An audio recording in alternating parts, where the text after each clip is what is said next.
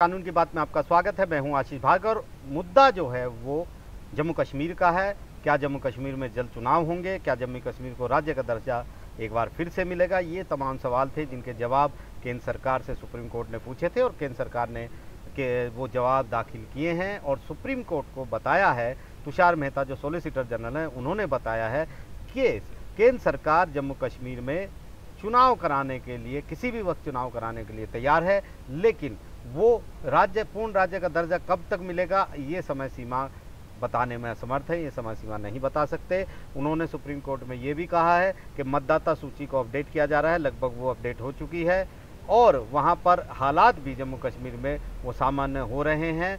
अब राज्य के चुनाव आयोग और भारत चुनाव आयोग, केंद्रीय चुनाव आयोग जो हैं, इलेक्शन कमीशन ऑफ इंडिया, उनको तय करना है कि वहाँ पर चुनाव कब हों। उन्होंने ये भी कहा है कि जम्मू कश्मीर में और लद्दाख के क्षेत्र में जो केंद्र शासित प्रदेश रहेगा, केंद्र सरकार पहले कह चुकी है, वहाँ पर भी स्थानीय चुनाव हो रहे हैं। इसके बाद नगर पालिका के भी चुनाव होंगे और फिर विधानसभा चुनाव होंगे, ये उन्होंने कहा है। उन्होंने ये भी कहा है कि करगिल में चुनाव होने वाले हैं, लोकल चुनाव लेह में हो चुके हैं। तो इससे अहम बात यह है कि उन्होंने इस तरीके से ये चीज़ें बताई हैं कि आंकड़े के साथ बताया है कि अब वहाँ पर कश्मीर में जो आए दिन बंद होता था, हड़ताल होती थी, वो नहीं हो रहे हैं। इसके अलावा जो घुसपैठ की संख्या है वो भी कम हो गई है, सुरक्षा बलों पर हमले भी घट गए हैं और पत्थरबाजी जैसे जो मामले थे वो भी थम गए हैं, ये उन्होंने कहा है। बहुत सारी गिरावट आई है।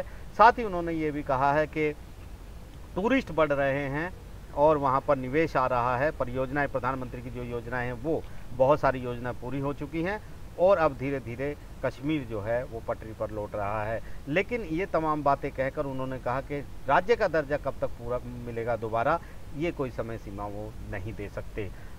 लेकिन यहाँ पर याचिकाकर्ताओं की ओर से जो कपिल सिब्बल थे उन्होंने इसका विरोध किया और सुप्रीम कोर्ट से कहा कि सुप्रीम कोर्ट को इस क्षेत्र में नहीं जाना चाहिए, क्योंकि ये क्षेत्र अलग है और संवैधानिकता का मुद्दा अलग है।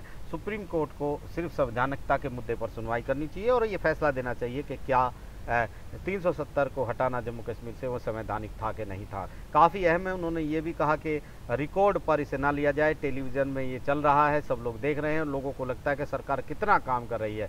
लेकिन chief justice D Y Chandrachud ने कहा कि वो इस तरीके से यहाँ पर क्योंकि उन्होंने ही खुद ये पूछा था कि रोड मैप क्या है, इसलिए सॉलिसिटर उसका जवाब दे रहे हैं और इस तरीके से ख़ास तौर पर ऐसे में ये हमने तय किया है कि जो संवैधानिकता है वो उसी पर आगे सुनवाई होगी और सुप्रीम कोर्ट ने ये मुद्दा अलग रखा है।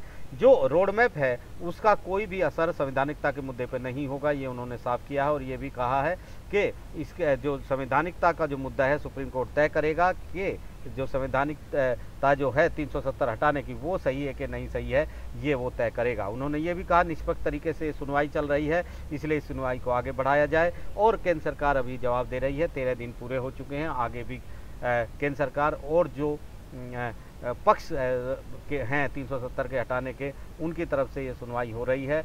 और हरीश साल्वे भी अपीयर हुए सफाई कर्मचारियों की तरफ से जम्मू के, और उन्होंने कहा कि ये एक राजनीतिक बाध्यता थी जो 370 को लाया गया, इसकी कोई ज़रूरत नहीं थी। उन्होंने ये भी कहा कि राष्ट्रपति किसी तरह बंधन में नहीं थे कि इस तरह की धाराओं को किस तरह की मंजूरी, उनको सहमति की ज़रूरत हो। उन्होंने भी इसके पक्ष में अपनी दलीलें दी हैं। सुनवाई आगे भी जारी रहेगी। काफ़ी अहम मोड़ पर यह सुनवाई पहुंच चुकी है।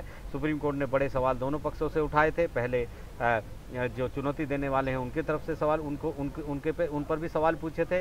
अब जो है केंद्र सरकार से भी बड़े सवाल पूछे हैं, किस तरीके से जो प्रक्रिया है उस पर भी सवाल पूछे हैं। ये भी कहा है कि क्या इस तरीके से 370 हटाई जा सकती थी।